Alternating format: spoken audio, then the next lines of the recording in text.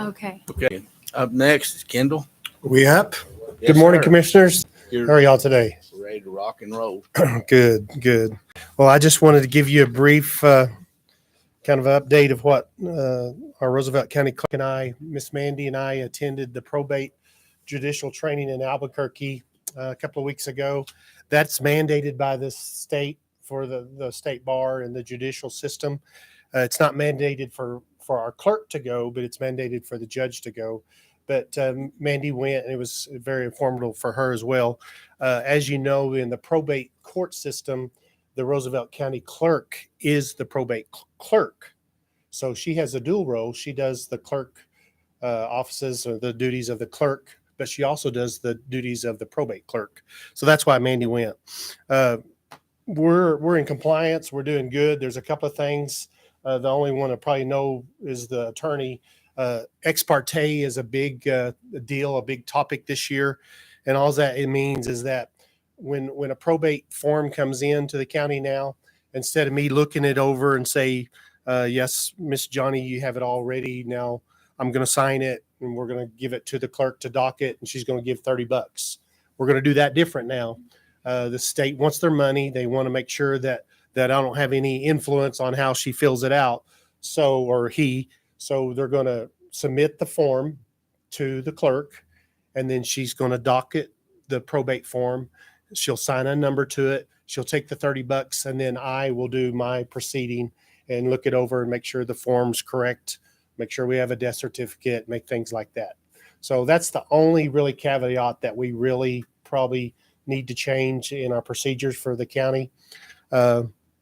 Very informative. It's good that we go, and it's really good that Mandy was able to go with me, because now she can train her clerk staff on the procedures of the probate. As you know, our probate filings in the county have really increased over the last 2 or 3 years. Last year we was like up in 80, so I don't see why we wouldn't have that many now. As long as the families get along and there's no discontent, the probate the procedure for the state of New Mexico really flies through, and it's really a good convenience for them. One of the things that we talked about at your last county commission meeting that I attended, which was probably a month ago or 2 months ago, was Senate Bill 248. Senate Bill 248 is a bill for the probate judges. There are 3 probate judges in the state of New Mexico. There are 33 total. There's 3 of us that are on an off cycle. That means that 30 of them are elected one time. You skip 2 years, and the other 3 are elected on the off cycle. They're going to redistrict that or redo that, and if it passes, then all 33 judges will be elected the same cycle. And the benefit to that is that then we can all be trained the same time. The state has to train 3 of us if we're newly elected on an off cycle, then have to train the other 30 on a different time. So they're going to realign that. And then the big thing for the probate for this Senate Bill 248 is to allow neighboring probate judges. If the probate judge, for example, in Chaves County, it was absent, went out of the country for a month, and there was probate stacking up.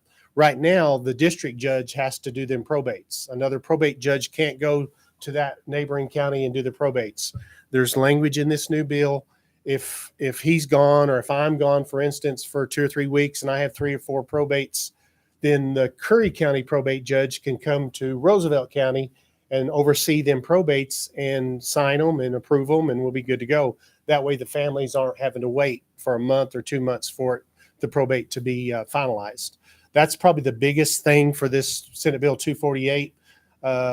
Cliff Pirtle, Senator Cliff Pirtle in Roswell, is the ranking member on that. It's passed, as of yesterday, Senate Bill 248 last Wednesday in the Senate Health and Public Affairs Committee has now moved and been assigned to the Senate Judiciary Committee.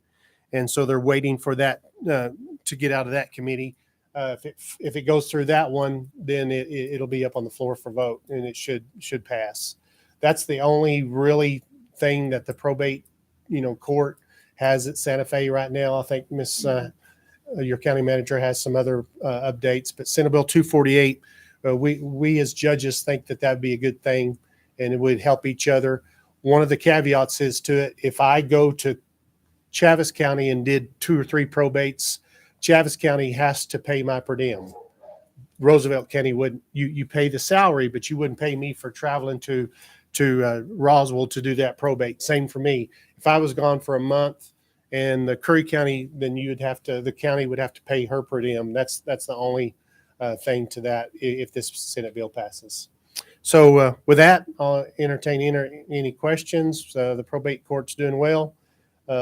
We've had some educational, forums that the Jake Lopez building. I tend to have another one this fall. It's very informative. It helps the citizens of Roosevelt County to know when to probate, when not to probate, and we will continue to have that as well. And I want to thank our clerk, Miss Mandy, for being right along beside me and helping me with my office, and the clerks do an outstanding job. So, any questions? Thank y'all so much. Okay. Thank you, Kendall.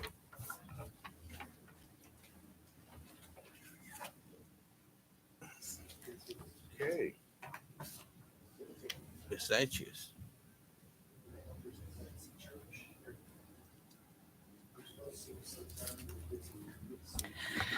Good morning, Mr. Chair and Commissioners. I am going to report today on our November and December general fund cash balances. For November, your beginning cash was $2,376,746.63. You had debits of $1,978,291.21. And you had credits of $427,488.26, leaving your ending cash at $3,927,549.58. Do you have any questions over your November cash balances? Nothing there. Okay, we're going to proceed and we'll go on to December.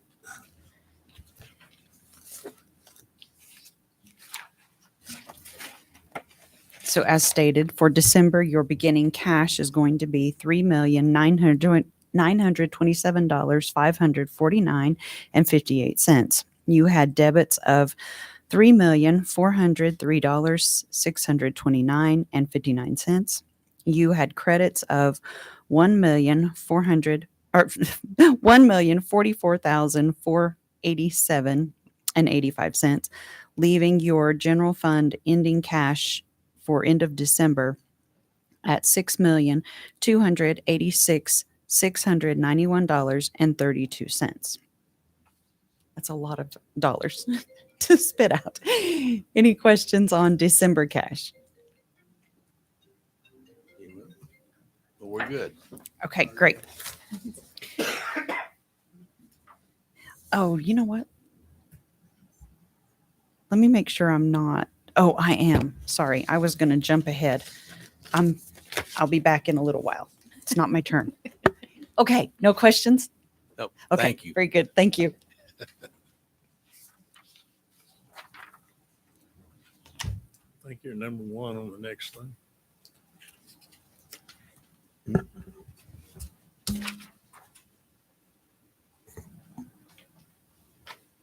We're waiting now on Mrs. Hamilton. Okay.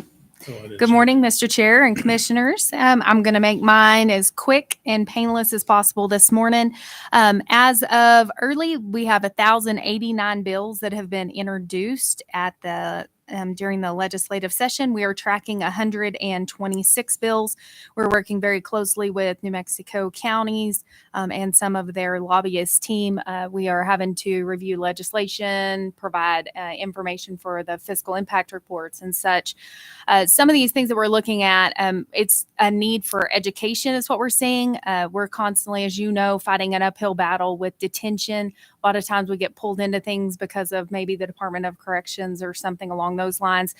We're looking at right now, just for an instance, a restrictive housing bill that has been introduced. And They just changed this law a couple years ago, required us to provide those quarterly reports where our detention administrator reports to the commission how many individuals have been in restrictive housing for X number of days.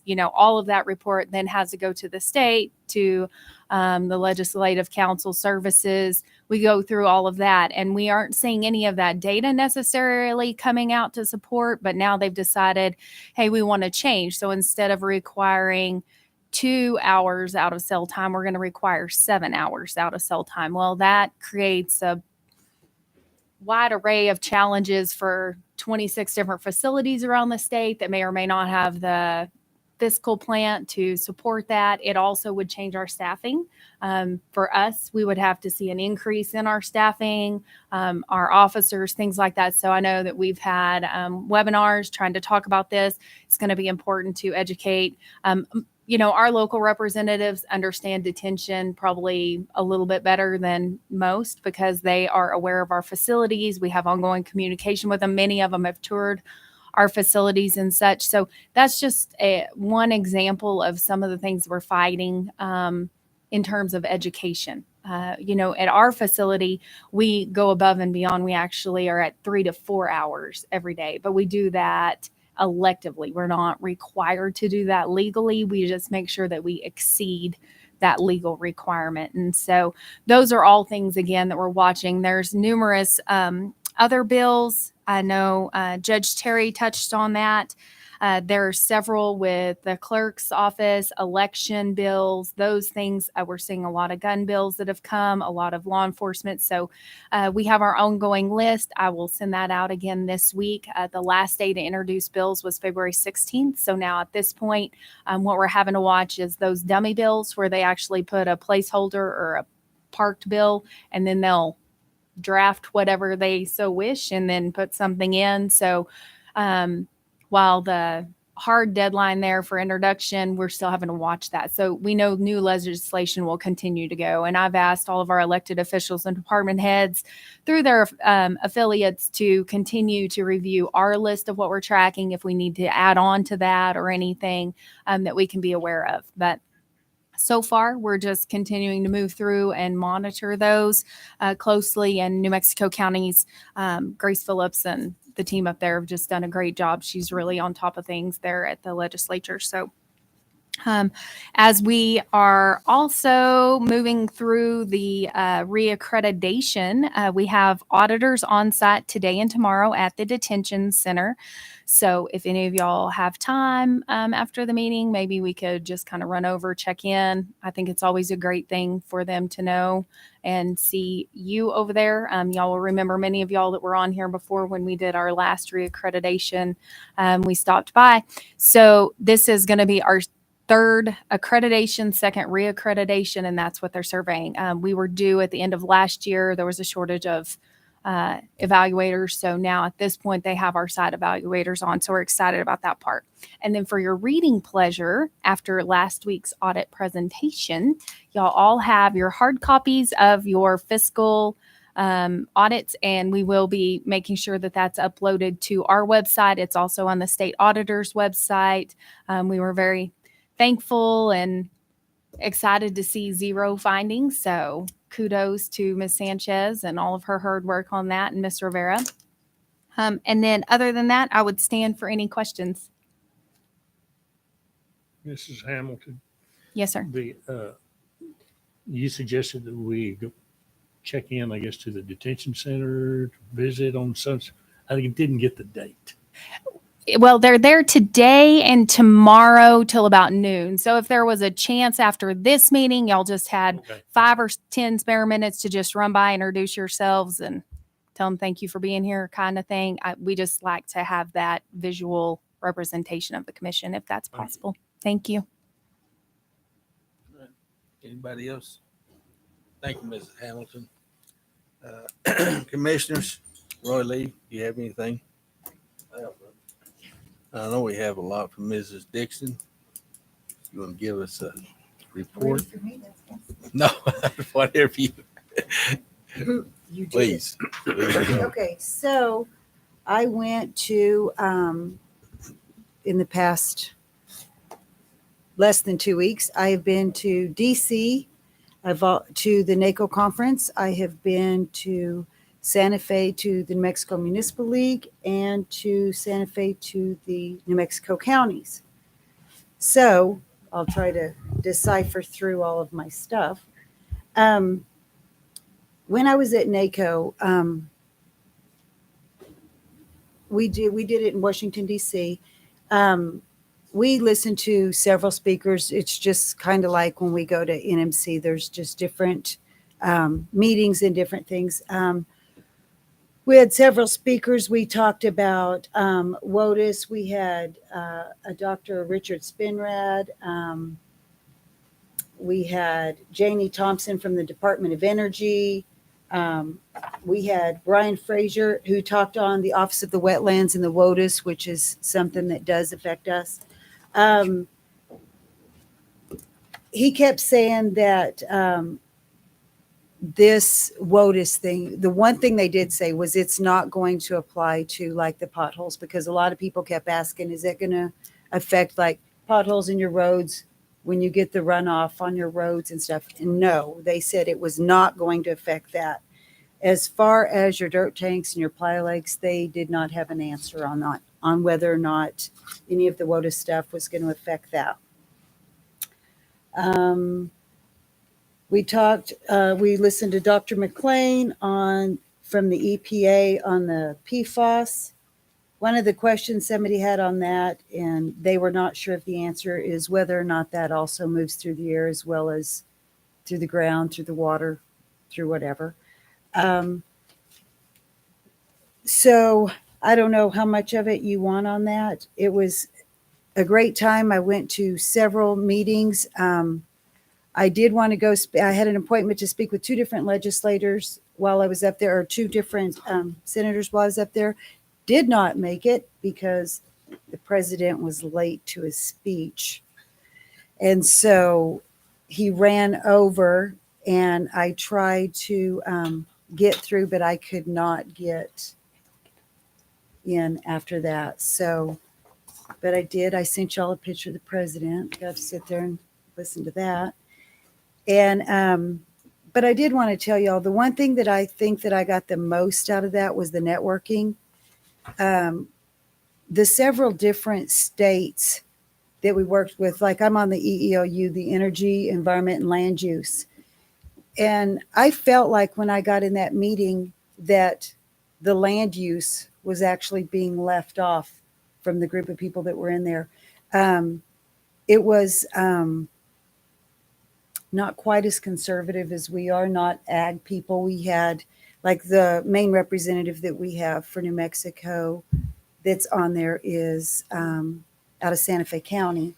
So there was not a lot of rural representation. There were some from different states.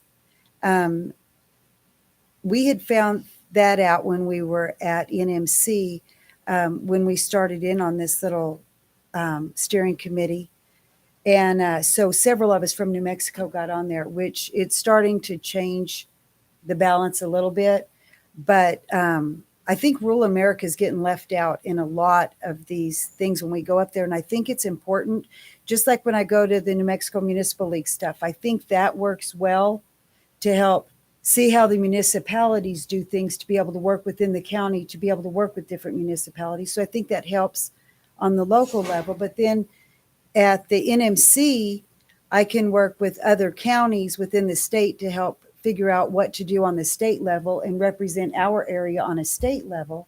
And then I felt like when I went to NACO, working with the other counties of different states, that we can collaborate together to try to work on ag and our area in the rural America on the federal level.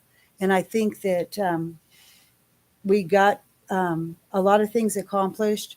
We talked a lot about the WOTUS. We've got, the prairie chicken. It goes all over the place. So there was a lot of that. And I don't know what else y'all want to know about, but I'll be happy to share whatever you want. I brought you little booklets so you could read I've up seen that. yourself. And Thank you very much. y'all And have thank any you for questions? representing us. Oh, you're very welcome. You have anything, Roy Lee? I am kind of glad that she went. We had the representation of the rural counties. I think that's going to be very important in the future because there's so much representation of the metropolitan areas of our state and other states, and rural America gets left out on the back burner, and it is the backbone of the country. So thank you for going up there. Thank you. Mr. Chairman, Yeah, please. I was not here for the last meeting. I was trying to listen in on the phone and I was getting some of this. And what concerned me was the request for like $1,800, $2,000 for pay your expenses. This is just my opinion. I feel like moving forward, we need to start making preparations and allocating some funds for her to continue so that she doesn't have to come before the commission immediately before to ask for financial support to represent us. I think I'd like to do some planning in advance so she knows that she's going to go and she's going to represent us earlier than just a few days before she goes. Good idea. Thank you. I like that. That's all. Thank you. Okay, moving on to new business. You have a Board of Finance meeting we need to go into. Do I hear a motion? I move to go into the Board of Finance. I'll second that. All in favor, say aye. Aye. Motion passes. Lael? Okay, good morning again. Just want to update you all on your investments in the general fund, just to let you know kind of where we're at this 6-month mark, and also kind of compared to previous years as well. Your ending balance in general fund investments for January, you were just a little over 5.4 million. We have earned $55,000 in interest so far this year, compared to some of the last years, like in year 21, 22. For the whole year, we had earned only a little over 21,000 in interest. Year 2021, we were a little over 37,000. And then in year 19 and 20, or fiscal year 1920, we were a little over 71,000. So because of the interest rates and how they are, we are taking advantage of locking in some of those interest rates for some CDs and some treasury bonds for the future. And I'll stand for any questions.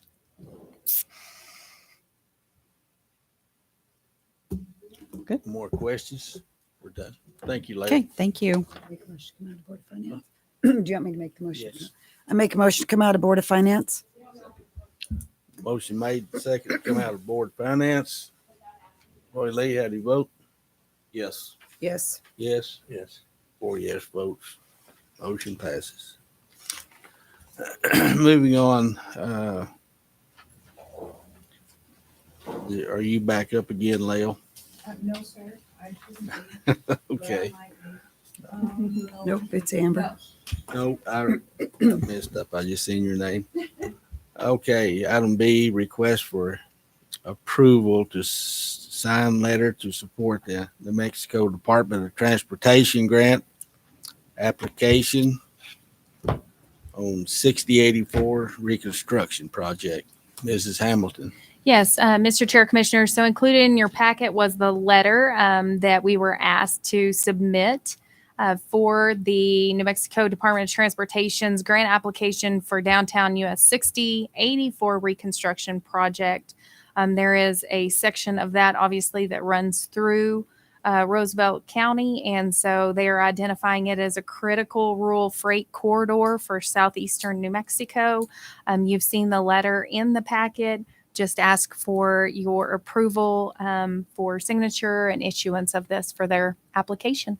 Mr. Chairman, I move for the approval of 7B and approve to sign the letter of support to New Mexico Department of Transportation grant application for United States US 6084 reconstruction project. I'll second. Motion made and second to approve item 7B. Roy Lee? Yes. Yes. Yes. Yes. 4 yes votes. Motion passes. Thank you. Item C, request for approval to sign letter of support for City of Portales for RISE grant application. Yes, Mr. Chair, Commissioners. So included in your packet was the email that I had received from Manager Austin stating that the city had hired a consultant to help with infrastructure projects, and he was advising for them to apply for a RAISE grant for a big project. It also had a very brief blurb of what they were wanting as far as the letter of support from the county, and they are just asking for us to submit one for them. Okay, Move to approve. I'll second. Motion made and second to approve. Mr. Savage, how do you Yes. vote? Yes. Yes. Yes. 4 yes votes. Motion passes. Request for approval for Arch Volunteer Firefighters Annual PERA reporting. Ms. Bagwell. Good morning, Chairman, Commissioners. In your packet, we sent out the annual volunteer fire department's para reporting. It's something that we have to send in every year. It's just an annual report. And so we're asking for your approval on that so that we can go ahead and get that submitted ahead of the deadline. Mr. Chairman, I move to approve. I'll second. Motion made and second to approve 7D. Tina, how do you vote? Yes. Yes. Yes. Yes. 4 yes votes. Motion passes. Thank you, Lauren. Thank you, sir. And you have the next one also. The next one, you're right. I was Did I- like, I thought they were all in one. Same one. It's the same thing. It's just Mill and Sand instead of Arch. It's just the annual reporting. Yes, ma'am. I'll make that motion to approve. Second. Motion made and second. Roy Lee, how do you vote? Yes. Yes. Yes. Yes. Yes votes. Motion passes. Thank you much. Thank you, Lauren. Item 7F, discussion regarding the listing of the Lesser Prairie chicken and possible revision of resolution 2014-25. Commissioners. You want my That'd be opinion? you. Yeah. On this, we have had several discussions on this. There is still not anything that's changed yet. The deadline for this, they've extended the listing until it is still set for March 27th. But they they have their rules and stuff, but they still haven't explained. Nothing's changed in the last month. So I don't know if they're going to give us an explanation on this stuff, what they're going to do. But in my opinion, we're still better off if we wait at least until the 1st of March, but we need to get it done by the 1st of March so that we can get it by our second meeting before the 27th, but maybe at least by the 1st of March, we'll know a little something more because we want to So make if the some. rules change, we can change with them. Yeah, that's just my opinion. The rules have changed. So Yes, they we have just changed. need to update our resolution to reflect because we will be right in the heart of the impacted area. That's where I need the language from our representative that's attending all of these meetings. I'm happy to send y'all the Word version from the 2014 Yep. to start putting in the bullet points of what needs to be included. We can discuss it again at the March meeting, the 1st, if we want to, and then have a final resolution for y'all to consider at the 21st. I need language. Yeah. There's a lot that's changed, but they just haven't we had, like I went to the sorghum meeting and the Right. gentleman was going to come and explain and then he never showed up to explain. And he's the one that actually wrote the rules. Okay. So, and Roy Lee, you follow it a lot. What do you think? As of right now, I kind of think we need to, we got to check into it. We need to get with cattle growers, see what they're finding out about these new rule changes and what all is going to be impacted. They haven't, like she said, they've changed, but yet they're not putting out much information right now as to how they're changing, as far as what I'm getting. So, I think we need this table, open this back up for discussion, the March 7th meeting. Let us get some more information found out. This is just a 'Cause it's- discussion item anyway, so I don't think we Right. have to. 'Cause have any I do action. think we need to hold off and see, Okay. let us gather up some more. Okay. Well, we are hearing that it's going to impact like our road department and things like Right. that because of the breeding seasons and the hours of mating that may or may not be happening and the regions and how that could impact regular maintenance within these roads of only happening between certain time frames or not during certain seasons of that. So it's very much going to have an impact on our county. We just need to make sure that we have that articulated in our revised resolution of opposition. And that's one of the things that I had asked him about is how it's going to affect like when we can blade and when we can't, because if it's breeding or there's this or there's that. And the length of the Uh, period yes, of holding the- off of doing it, And they haven't come out. I and have said- not got a straight answer yet, so I'm waiting on that. I was hoping that gentleman that wrote the rules was going to, but I did get a hold of his phone number, so I'm going to try to call him. So, Does anybody else have anything to add? Mr. Savage, you through?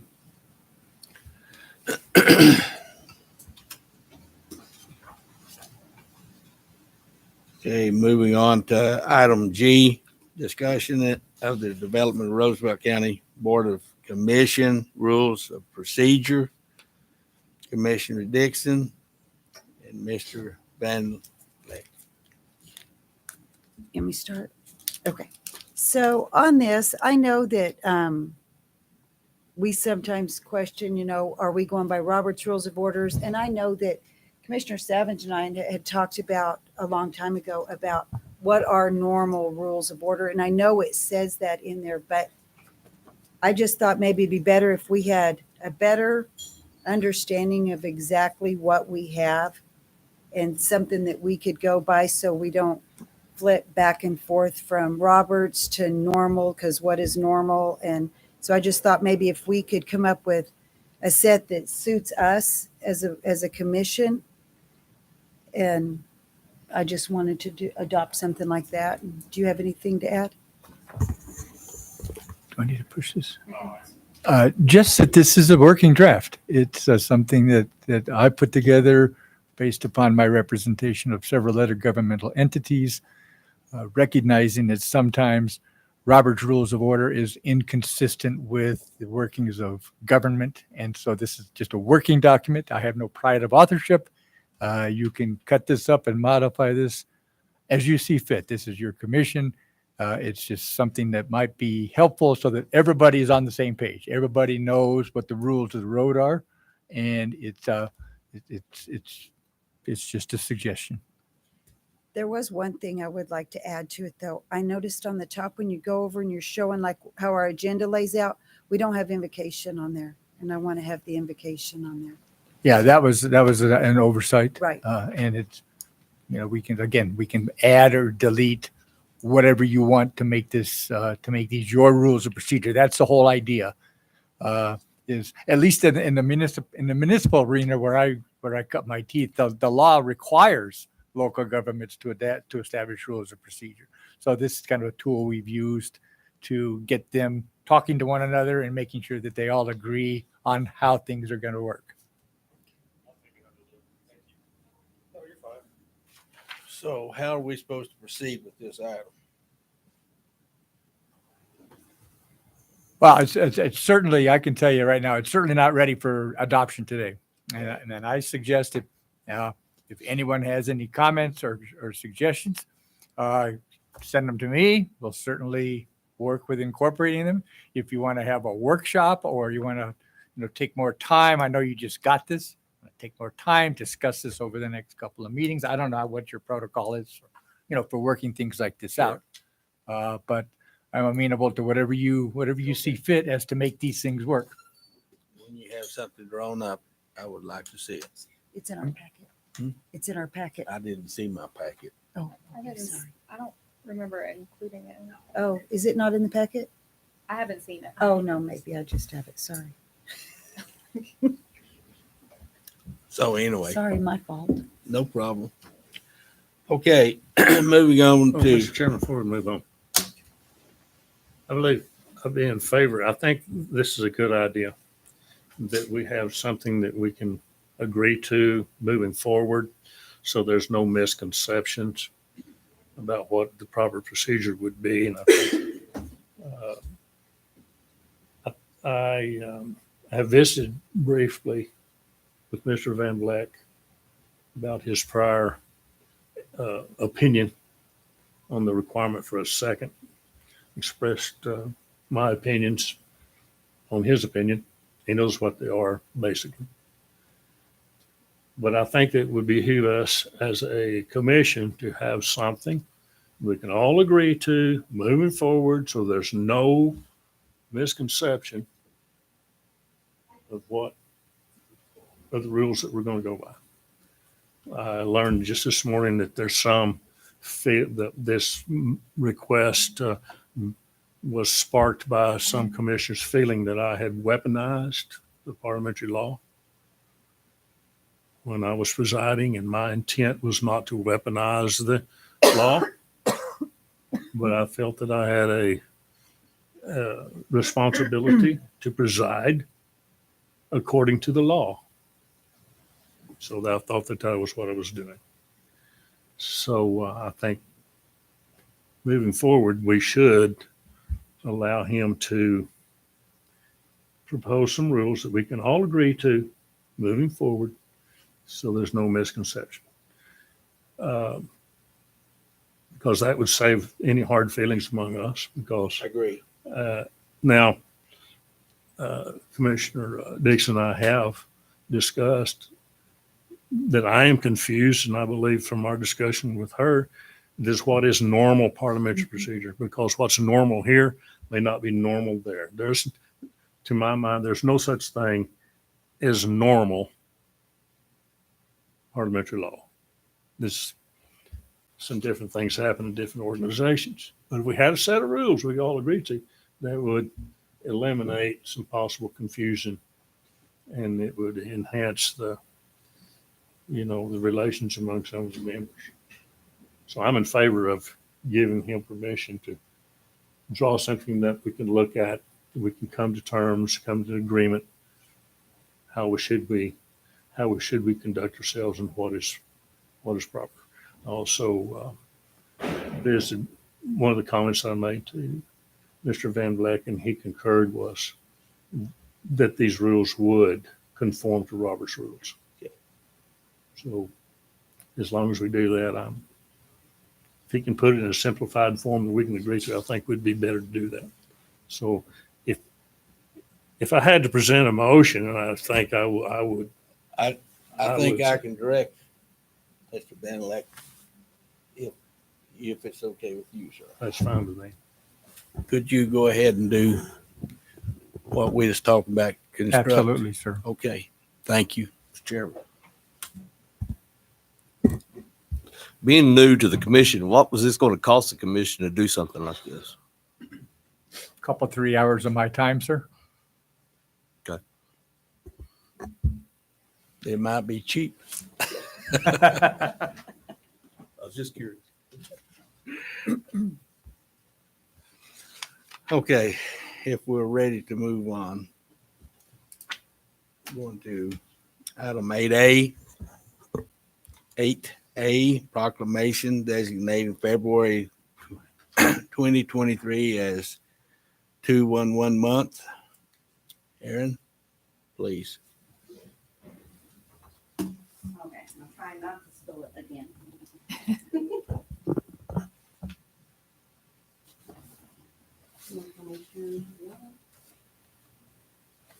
Thank you. Pass it down. Thank you.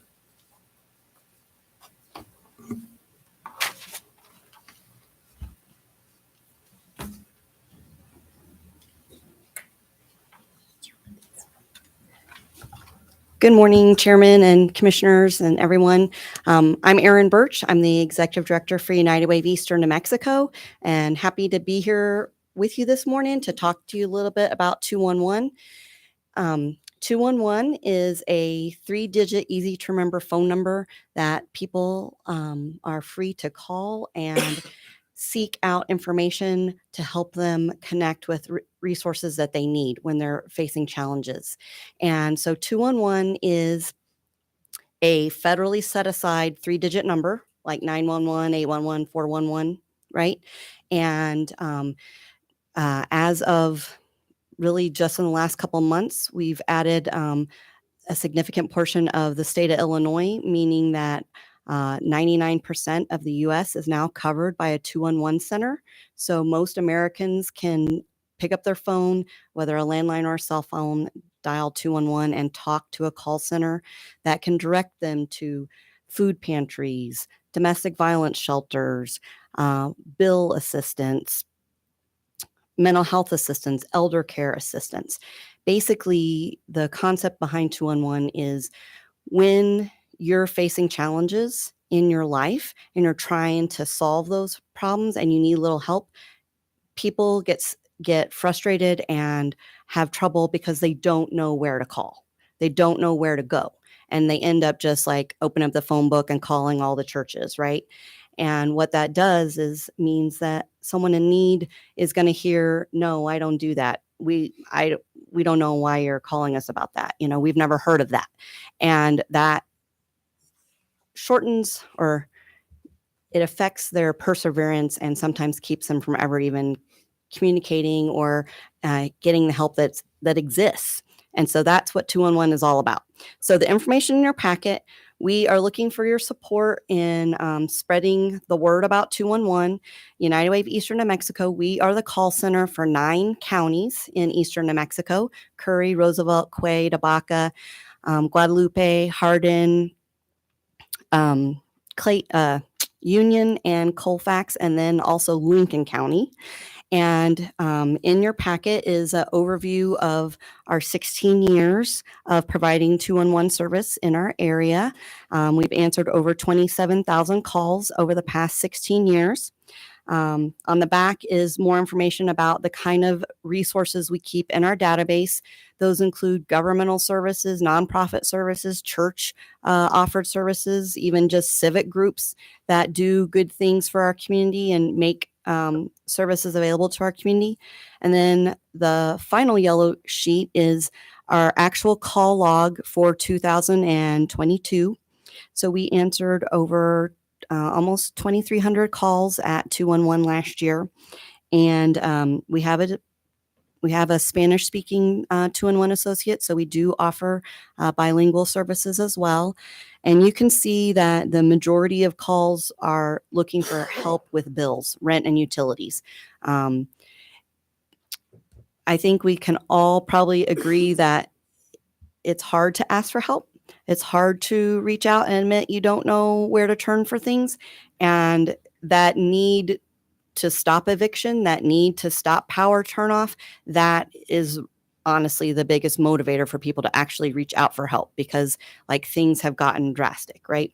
So in addition to that being, you know, high burden in our area, folks needing help with those, I think it's also just that as humans, we don't like to ask for help until we, you know, really are on the line. So I think that leads to that number being higher as well. Again, we are celebrating February as 211 month, as we do every year. And we just ask that you, through your various dealings in the community, businesses, et cetera, that you help us promote 211. It is a free service performed by our United Way. And we cover multiple counties because we think it's important that our rural residents of New Mexico have some place to turn and get their questions answered and get pointed in the right direction. And so that's why we kind of have a broad footprint in that area. And I stand for any questions you might have. Mr. Chair, so one of the main ways that the county is able to come alongside and support 211 is through the issuance of a proclamation. And I'm happy to read that now, as it is on your agenda and was included in your packet. Whereas 211 is an easy to remember phone number available across the United States and all 33 counties of New Mexico that connects individuals with resources in their local communities. And whereas the United Way of Eastern New Mexico has operated the 211 call center for 16 years as a free, confidential referral and information helpline that connects people of all ages to essential health and human services they need. And whereas it often is difficult and time-consuming for citizens to identify and access available services when circumstances in their lives have become challenging. And whereas 211 offers information on a broad range of services, including emergency food, affordable housing, health resources, transportation options, utility and rent assistance, elder care, substance abuse programs, job training, and counseling.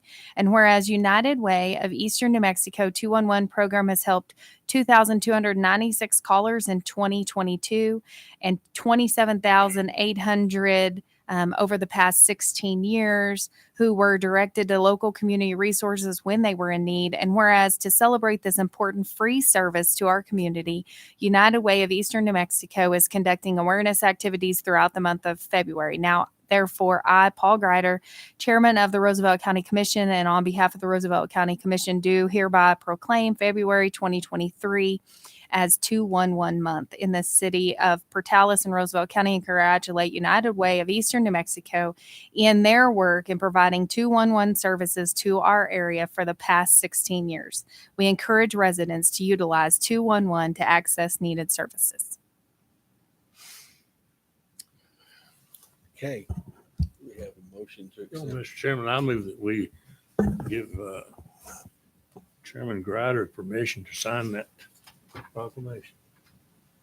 I'll second that. Motion been made and second to approve the proclamation. Roy Lee, how do you vote? Yes. Yes. Yes. Yes, 4 yes votes. Motion passes. I would have one quick question. Yes. This serves several counties, areas in New Mexico. Is there a counterpart, say in Texas, like in Lubbock? So yes, Texas has a robust 211 system.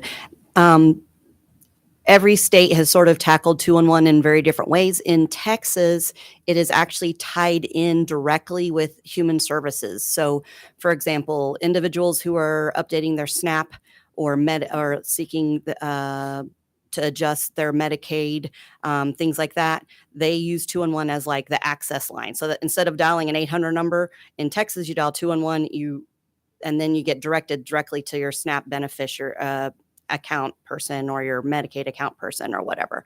In New Mexico, 211 has basically grown up from local United Ways wanting to make this service available. And so there are 8 211 providers in New Mexico. 6 of them are United Ways and 2 of them are, one's a health council and one's a private nonprofit organization that's funded through a United Way.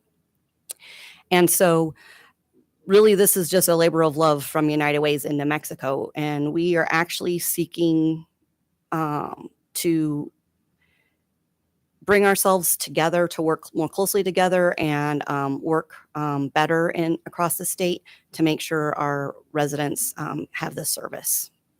Thank you very much. Yep. Thank you, Mr. Chairman. Thanks for you, y'all's Karen. time. Have a good day. Thank you.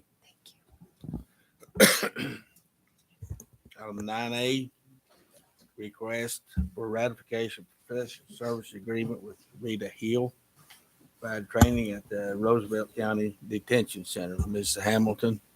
Yes, Mr. Chair, Commissioner. So included in your packet was a professional services agreement. We have met with Ms. Hill and requested her consideration to come out of retirement and help us train our new office staff over there. And she has graciously agreed. So we're just looking to get this agreement in place, get it ratified by the board so that we can continue in this training path and transitional period.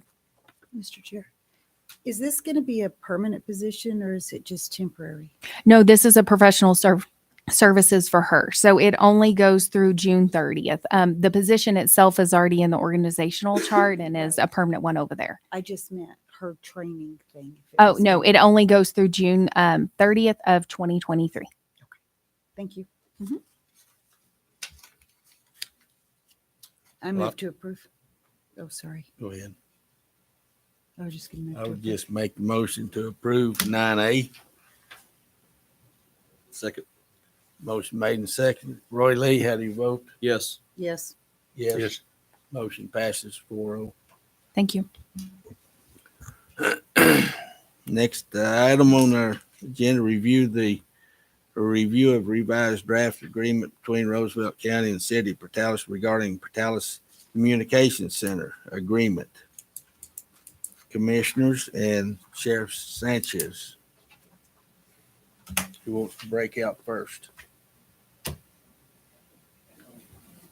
I can go first if Okay, y'all don't mind. I'm ready.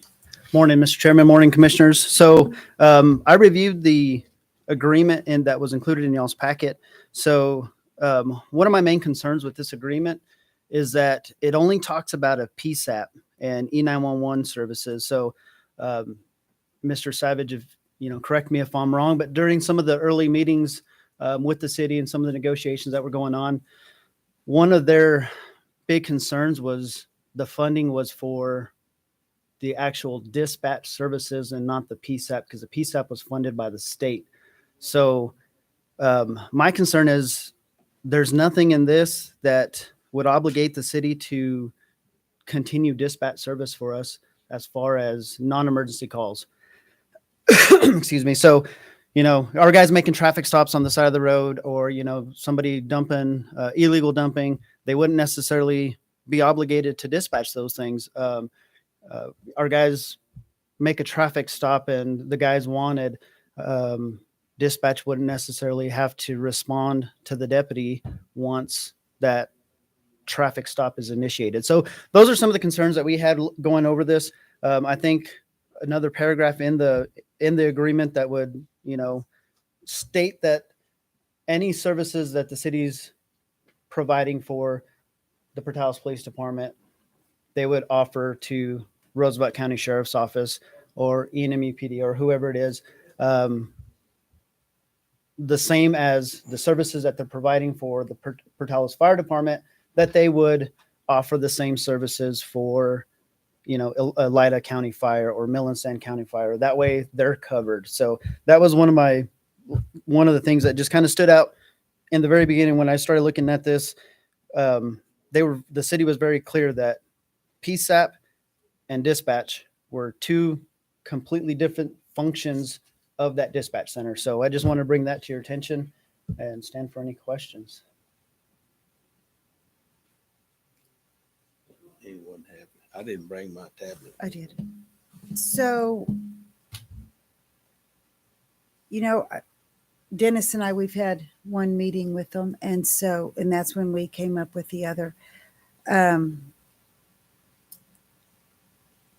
just know that we were in there doing the dispatch or whatever. I assumed it was all inclusive.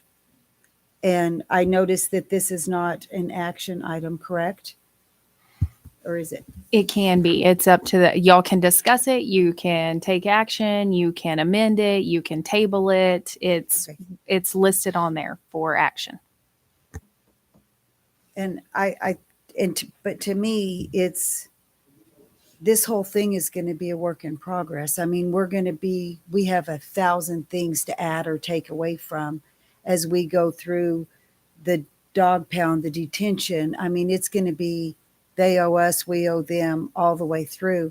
that I feel like if we get started on anything, and then we can always work to add things to as we go. If we need to add something back over here to get what we need to do over here, or vice versa, but to just get a document started, get some kind of foundation, some basis to go off of from there.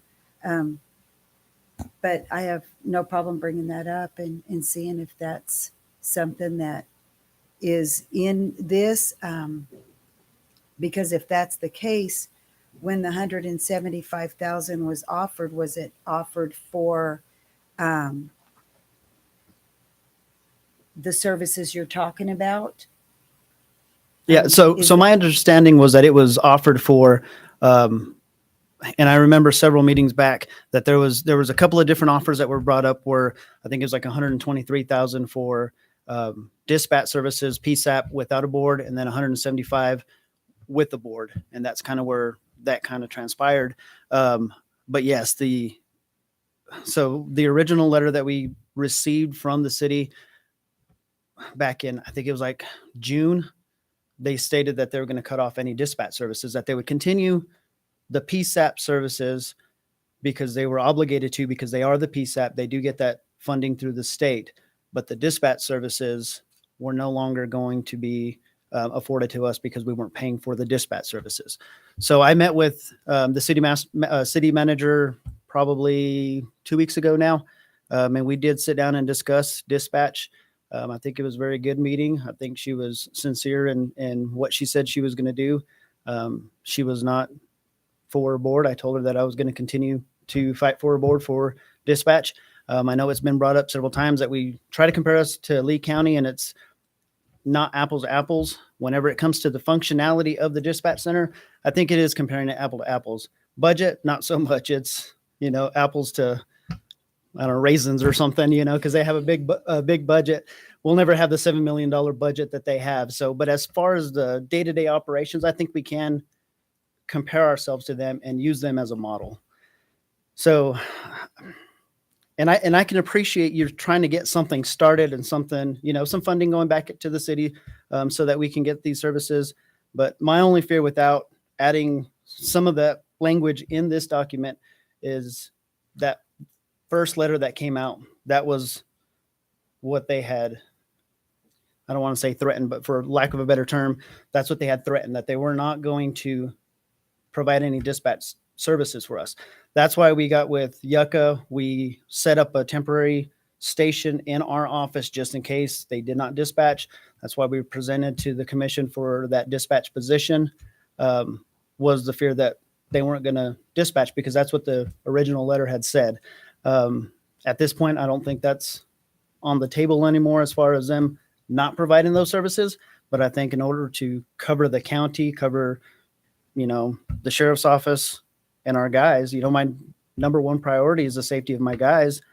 So without that language, I'm just afraid that they can come back and say, hey, well, it's not in the agreement. We're not going to provide those services. So, and I'm not opposed to getting something started and it being a work in progress, as long as we can add some stuff in there before it actually gets approved by the commission and the city council. So what when you say non-emergency calls, do you not want any phone calls coming to the sheriff's department? Do you want them all going through dispatch? Even No, if so- it's like, So the normal business hours, we will still take those phone calls, but our lunch hour when we don't have anybody at the office or after hours, I would hope that with this funding, we could forward those phones to dispatch so they can take those calls. okay, I did ask about that. And to my understanding, they don't forward any phones over to theirs, was the answer that I got. That they don't do any of the city phones. They don't do any of the other phones. None of them get forwarded over in the evenings. Well, and I can see, the city hall not forwarding their phones to dispatch. If they have an emergency, they'll call dispatch, they'll call the city dispatch. But for us, we have people call us after hours for law enforcement services. And if there's nobody there to answer that phone, we get the phone call the next day where they start yelling, hey, well, how come nobody showed up? I couldn't get a hold of anybody. So we need those after hours rollovers to go to dispatch so that they can be dispatching a deputy to, for whatever it might be. Sometimes it is an emergency and they feel that they don't want to tie up the 911 call because for whatever reason, and we try to encourage somebody, if you have a legitimate emergency, call 911, but some people don't want to use that emergency number. So I have no problem if y'all want. I have no problem going back. If you want to go back and see about adding that. Well, I feel like we ought to go ahead and lock everything in that is important to us. Right. And the sheriff's department is. It is Important important. to Yes, us. I agree. Yeah. I have no problem going back and if we want to add that in there and then we can go ahead and add that in. And could we not add that to this, Amber, and go ahead and approve it with this added, and then we can supply that to them and have a discussion with them and see from there? So, Commissioner Dixon and the other commissioners. So in regards to that, yes, we can modify and do everything. We also do need to work in some kind of language, like he's saying as well, to ensure that it's uniform, universal, wraparound, however you want to wordsmith this, for wraparound dispatch services, because that was something that we did receive ample communication in regards over. Right. And I think the funding initially going back, it was about 125 was y'all's first discussion. If there was no board, we have it in the minutes. So it was 125 or 123. You went back and pulled them. And that was without a board. 175 was the additional funding. The commission said, let's offer above and beyond to incentivize them to work toward a board, not implement immediately, but set milestones and goals of in 6 months, let's get this done. In 9 months, this is done, or whatever. If it takes a year to get there, at least you're working toward it for that amount of money, because the data that we reviewed based on the percentages was in support of the 123 approximately off of usage based off of the numbers that we were finally able to secure. Mrs. Hamilton, I appreciate you for your remarks there, because I thought that I was fixing to say the same thing. And if I'm a bit redundant, I apologize. But I'd like to make some comments on this. The first sentence, Roosevelt County and City of Portales reached an agreement on January the 10th. We reached an agreement on January the 10th. And then after look at the minutes of the meeting, when you were talking, you said we're still in negotiations. Right. Did we reach an agreement? No, not the city and county. And I understand, I agree with the way that you're saying that was worded. Just the four of us in a room, just the four of us, we reached an agreement that this is what we were going to work towards. You're going to Just- work. Okay. Yes, that's all that was. Okay, so The I four of understand. us. I understand that. Secondly, the county or city has agreed to Roosevelt County will pay $175,000 to the city for for continued E911 PSAP communications. So I'm reluctant to allocate any funds towards continued PSAP, because it's my opinion or my understanding that PSAP is funded by the state. The calls come into PSAP, and then they are distributed from there, and then have to be dispatched. And that is where they're not funded. They need help because there's expense in dispatching those calls that come in, and we share that expense. I think that we do need to pay the people who've been providing this service for quite some time. We haven't been owning up our share of the expenses. I think they deserve to be compensated for their expenses. I'm in favor of that. But when we were talking about $175,000, when we were talking about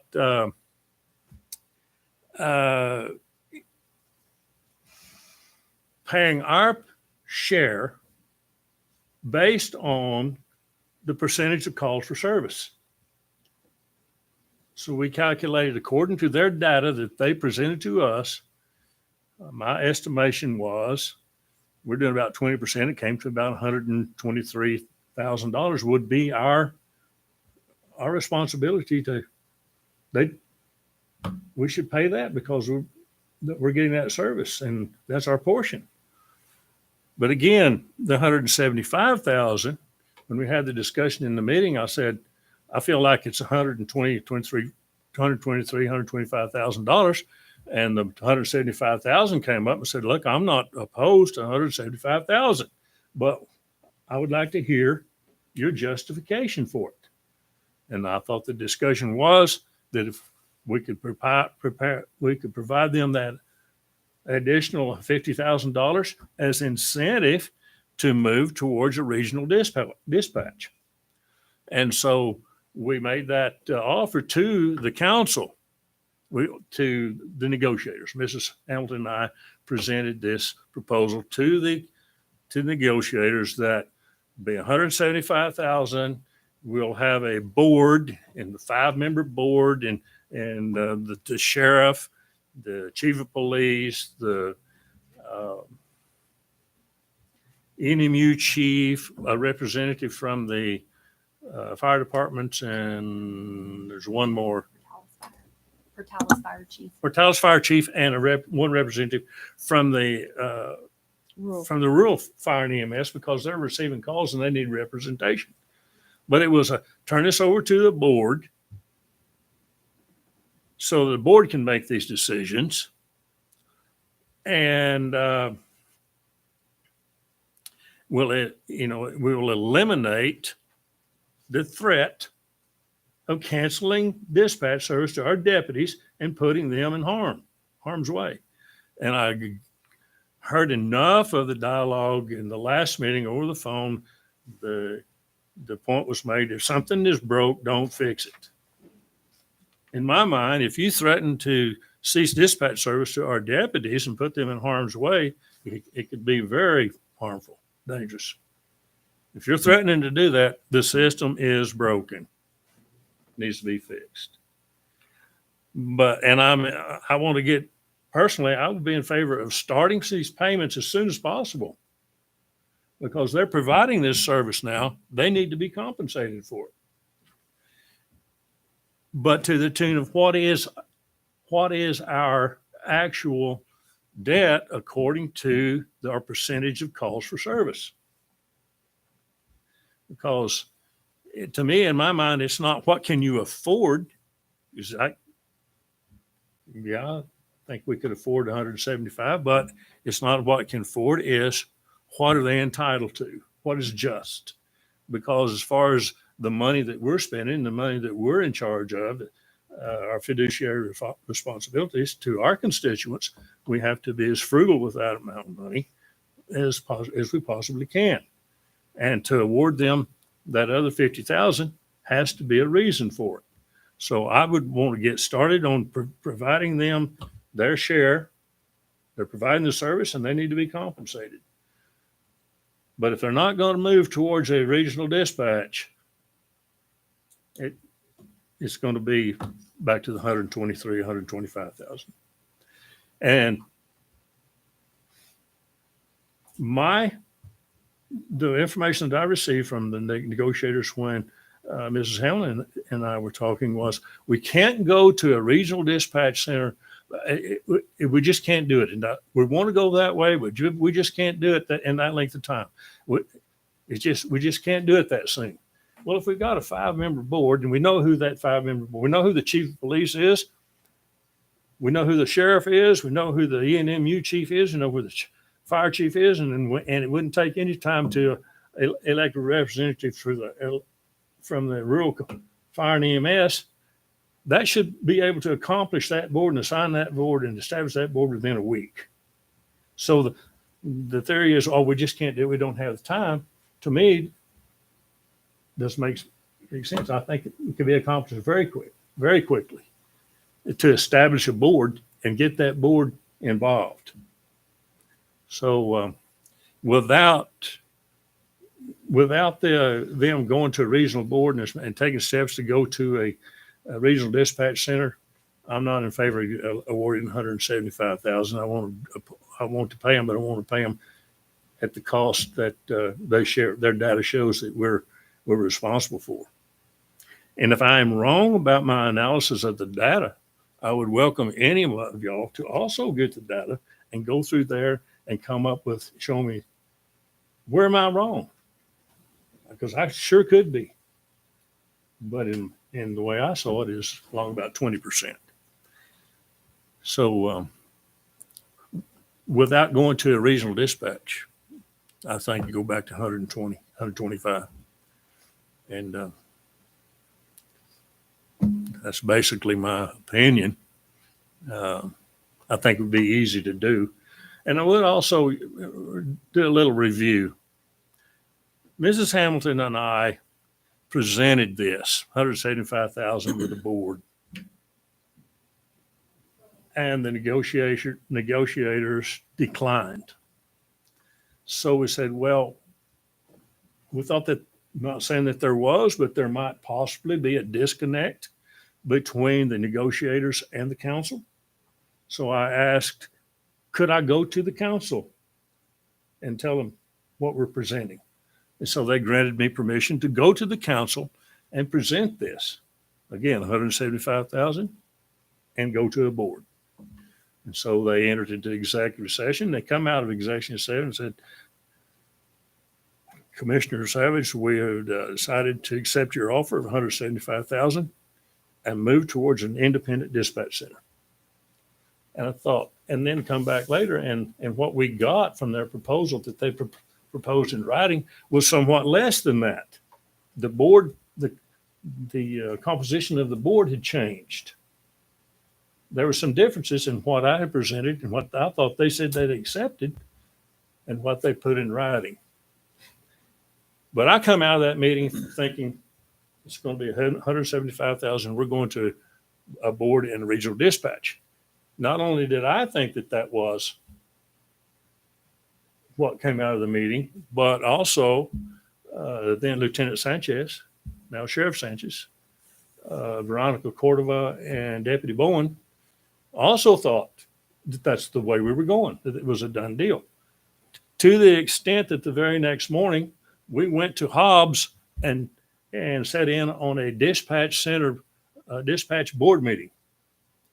Then we went to the dispatch center and toured the dispatch center because we want to know what's going on. We think this is where we're going, and we want to kind of see what it's all about. Now, if I thought that I wasn't going to a dispatch center, followed after the model of Lee County, I wouldn't waste my time to go down there. And I don't think Lieutenant Sanchez would either. But I think that coming out of that meeting, that was the agreement. But then now it's not the agreement. I think I applaud the fact that Mrs. Dixon and Mr. Lopez are willing to step in and do some negotiating because clearly it wasn't working for me. And it might be that we could get new negotiators on both sides that could work more effectively together. But as far as Mrs. Hamilton and I were concerned, it looked like we hit a brick wall. And I think, yes, there was a need for new negotiators. But if they're not going to go to dispatch, regional dispatch, to me, the 175,000 is off the table. In our discussions last time, it was never, ever implied to us that there was not going to be a board at some point. I don't think, that was not ever, there was not going to be one. It was not ever implied that there wasn't going to be. I'm glad to hear that. Along with our proposal that we made is we want to go to the board, but we want measurable benchmarks. So we're going to allow this 175,000. We want measurable benchmarks to see where we're going. And they said, because in my estimation, it shouldn't take over a week to establish this board. They say, oh, we just can't do it. So without the measurable benchmarks, I said, no. But I am glad to hear that, yes, they're they're willing to go to a regional or region go to a board, but I can't see why they think they can't do it. Why it should take so long to do it. Okay, I guess that my question is, okay, we have a lot of different sections that we're going to have to work through with the city, right? Through detention, the dog pound, whatever. We have a lot of them that if we sit down and we go through each one and we make it solid, matter of fact, no wiggle room on each thing as we hit to it, when we get to the next one, we have nothing to negotiate with back here. We have nothing to work with back here. If we make a contract, not a big JPA, a contract that can be pulled at any time, we can pull it. It even says that in that we can stop it, they can stop it, whatever. If we make one, and it's only through, I believe this one's through June, that when we do that, and as we make each piece to get through everything that we have to work with, we can always go back and say, okay, well, you know what? You want this here, but this is what I wanted back here. And you weren't willing to do this. You give me this for this, where there's a little bit of space to trade, a little bit of space to wiggle. I'm not saying that we should ever take our constituents' money, our taxpayer dollars, and use them for anything, God bless you, other than what they should be used for. But with that being said, whether they live in the city of Portales, the city of Dora, out in the middle of nowhere, they're still Roosevelt County residents. They're all residents of Roosevelt County, regardless of where they live. They are our constituents. But I think that the city, they have their own money to pay for their portion. We have what we're responsible for. All I was trying to do was come up with something where we could have a place to start. Okay, we agree. We need to pay you this amount of money, but we need, these things are the things we have to have, period. We have to have these. I understand what you're saying about your dispatch. That was an oversight. I do understand that. That is something I think we need to fix because that is important. So with that, I think go there. Yes, I do want a board. I believe Commissioner Lopez also wants a board. I did not hear either one of the other ones say that they didn't. So, No, I don't know about Chad, he but I didn't know say I anything. feel very confident That Veronica does. So I didn't hear anything about not wanting one. It was just that I remember that we all said, okay, we're going to work towards that. They know we want that. So when we get to the next thing, we can always go back and say, okay, yes, this is where you want this, but we still want this structure, this board, this whatever, and still be able to work back and forth as we build the whole thing together as one. That was just my idea. And if that's not what you guys want, that's fine. This is a 5-commission board. It's not just my decision. I was just trying to come up with stuff to bring back to you guys. I understand your logic, and I think you have a legitimate point. I can see that.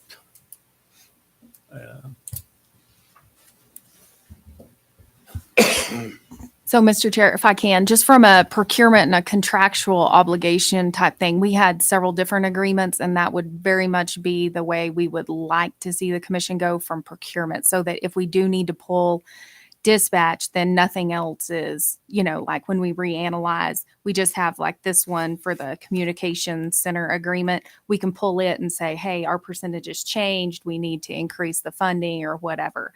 But based off the draft with this one, it went through fiscal year 2024. So this is not quite, we're the end of February now. So to go through June of this year really doesn't accomplish much. We're looking at 4 months. So we took it through June of 2024 with the caveat, y'all saw the language. What we saw, both myself and the lawyers, I just wasn't comfortable this provided any Right. protection to the county whatsoever. There was no terms. There was no agree with escape that. clause, funding clause, all of those legal things like procurement wise that we needed to see in our contractual obligations.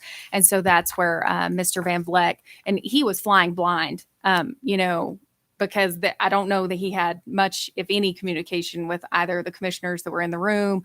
Like, I gave him this, but that didn't give him much to work off of. So bless your heart for flying right in. But we would like to see separate agreements for whatever's included. So They would all be separate. that way it just doesn't unravel everything. It's just a lot easier, more palatable if we can have them in sections. So Right. that was my only request for the sake of administration and our management of the contracts. Thank No, you. They would they do need to be separate. I agree with that, but just, I agree. Okay.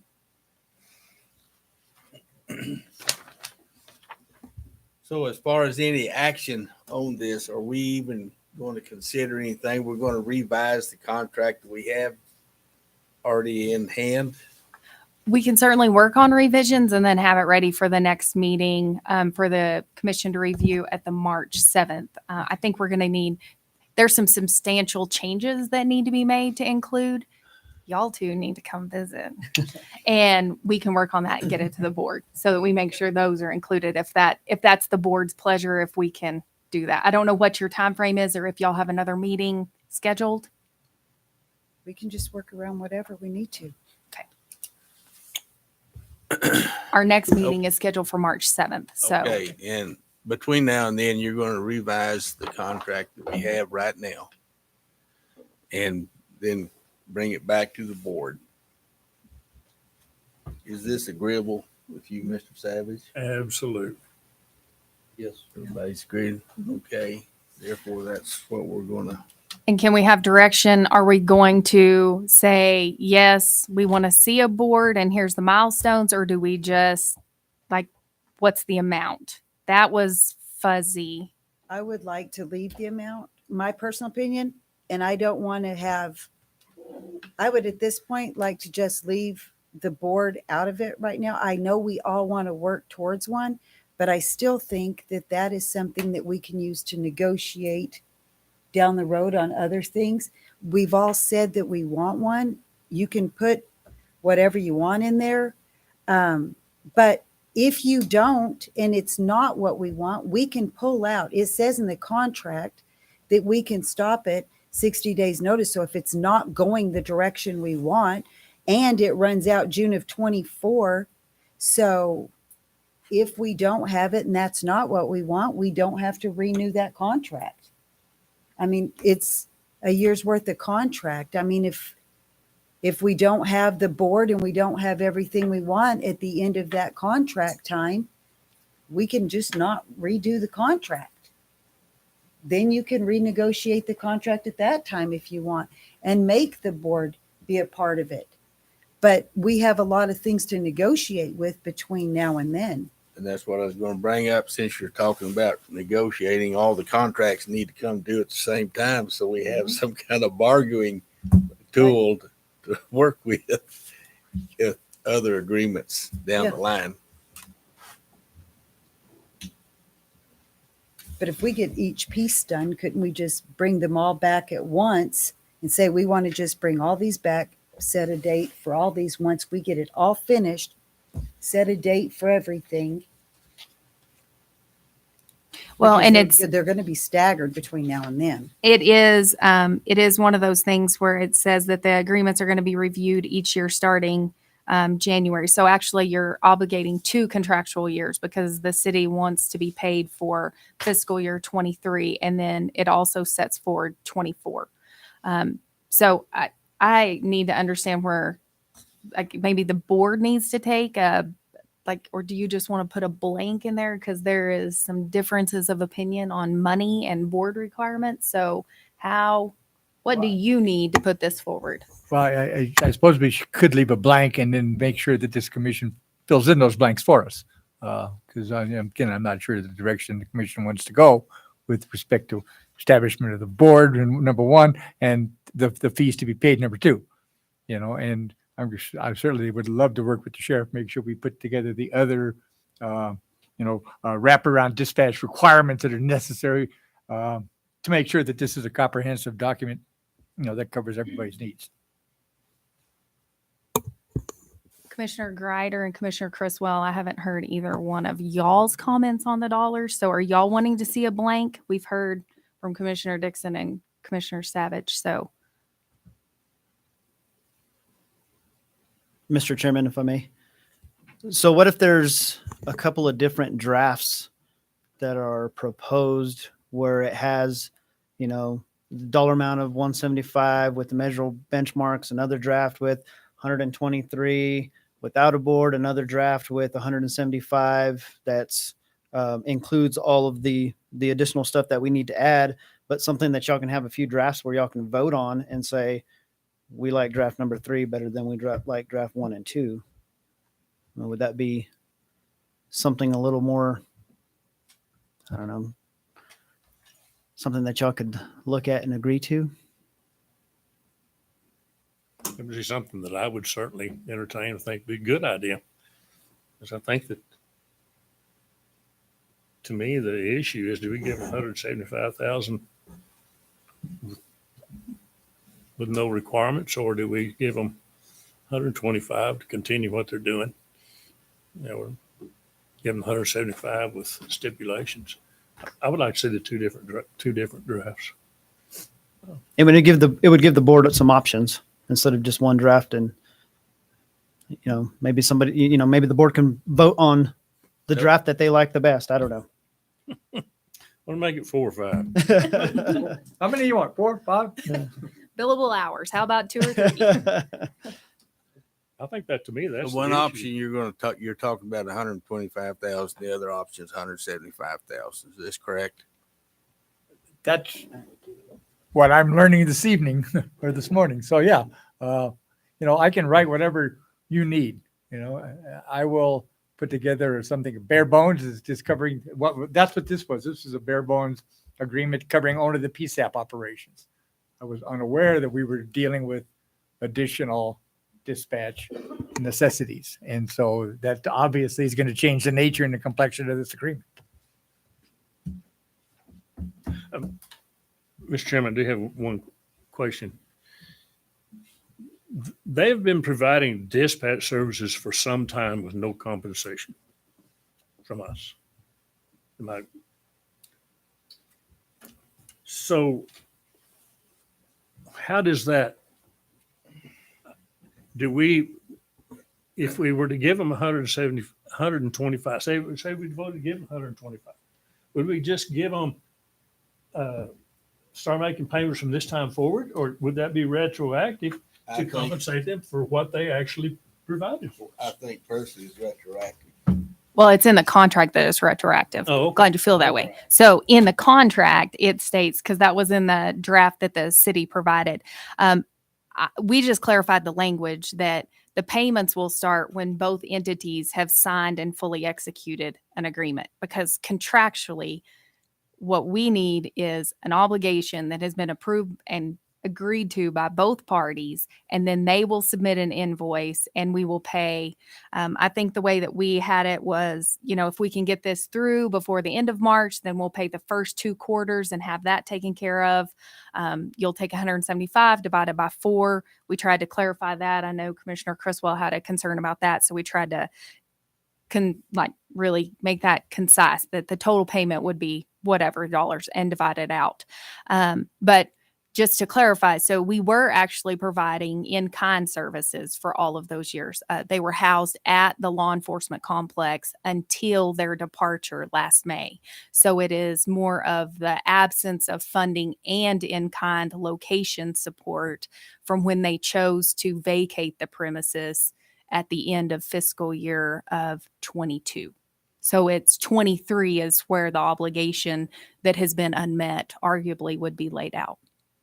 Did they not pay any utilities or anything over there at the detention center? The electricity was paid by the detention center. As far as we had an agreement, part of the agreement was no water or trash because we were housing them, because of the cost of the square footage for all the space that they were allocating. That was a much older prior agreement that was in there. I don't know about their other unique. I mean, I'm sure they were paying some kind of phone services and No, I utilities. We meant don't they get in didn't pay those. Any of the county utilities? No county utility? at all? Not electricity, like gas, all of those we paid for the entire facility. What about water? Did they not? That's why I was saying water and sewer is provided by the city. Oh, okay. So that's something that was part of the prior agreement where we weren't. Now, since then, we've been paying water. I mean, they immediately started billing us for all of those services. So they did pay water and sewer for the entire detention center when? they No, were housed? nobody paid it. They just weren't billing the county for it. Okay. It was just part of the agreement of the city, part of the agreement of the county So it was like housing an all of their in-kind- detainees and dispatch services and police department was the city is not going to invoice you and charge you for water and sewer because you have all these city functions in your building. So it was like an in-kind Mhm. service. from All of them. it was traded. But as far as billable utilities, electricity, gas, those have been paid and continue to be paid by the county.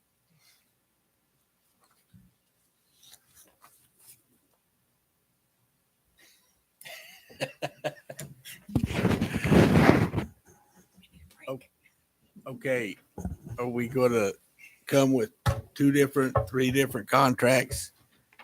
Two next meeting? Okay. Two, and then if y'all need to edit, and if Javier wants to write one just to make it three, whatever. But we're gonna see two. So, So at this point, we're gonna skip over that and have executive session. Is this correct? no, wait. Yes, sorry. I'm lost. I thought there was one more we needed to do, but you're good. All right, Ms. You want- Dixon, you want yeah. me to- Okay. I make a motion to go into an executive session pursuant to we're going to do it after that. Pursuant to 10-15-1 NMSA, attorney-client privilege information pertaining to threatened or pending litigation, specifically Hernandez versus Roosevelt County, Taylor versus Roosevelt County, Aguilar versus Roosevelt County, Natural Chem Holding, opioid litigation, and discuss attorney-client privilege information relating to pending or threatening litigation and or limited personnel matters. Consideration, those are afterwards. And I'll second that motion. How do Lily? you vote? Yes. Yes. Yes. Yes. And we will have a 5-minute recess before we reconvene.